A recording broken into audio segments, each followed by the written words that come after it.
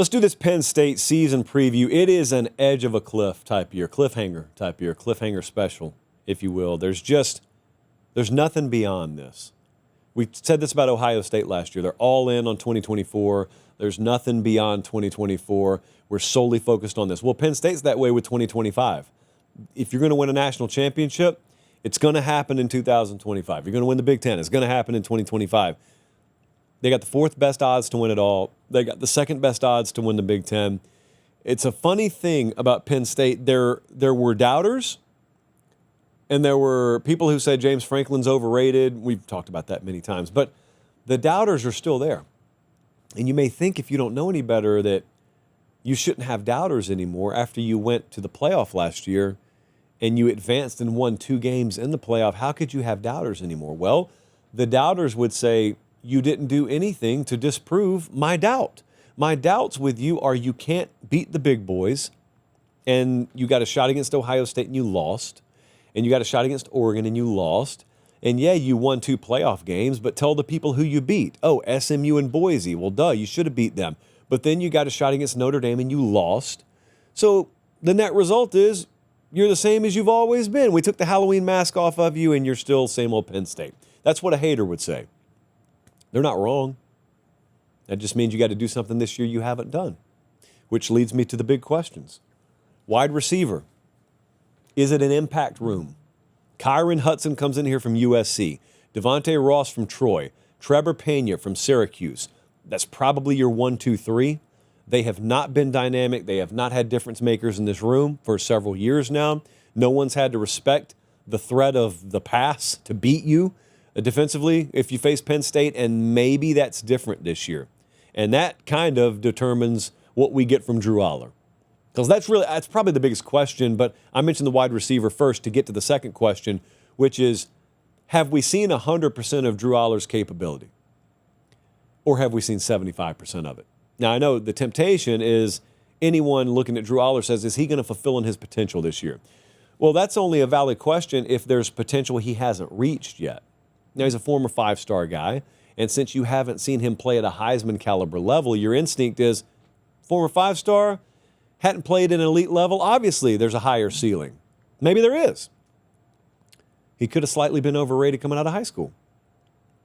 That's a question. It's not a statement, it's a question. Do we get an upticked version of him this year? If we do, they could win it all. If we do, it has a lot to do with the fact that he's got a complimentary ground game, but it also, more than likely, has to do with the fact that they attacked the portal and they upgraded, and he's got guys to throw the ball to outside of the tight end position. That would be great. Let me cut in really quick and ask, look, prayer hands, please subscribe to the channel if you haven't already. And if you think you're subscribed, check and make sure. Over 50% of you aren't. It's free, it doesn't sign you up for anything, and it helps us keep the show free, college football year-round, the way God intended it. All right, back to the clip. The edge position, defensive tackle, corner, there are some difference makers defensively here, but outside of Denia Dennis Sutton, outside of A.J. Harris, outside of Zane Durant, do we have difference makers littered across this roster? Got good players, difference makers. How deep are you in difference makers defensively? What's the best position group on this team? I said offensive line. You could obviously say running back. I'd take either or. I went offensive line because they returned 4 or 5. And I think Cooper Cousins, who's the new starter, is kind of a low-key an upgrade from what they had last year. But they got 2,000-yard caliber tailbacks. So obviously, you got Katron Allen up there. You got you got good players to where I almost felt like running back was a boring answer. That's why I went elsewhere. I went offensive line. The breakout player, though, that will be one Tony Rojas.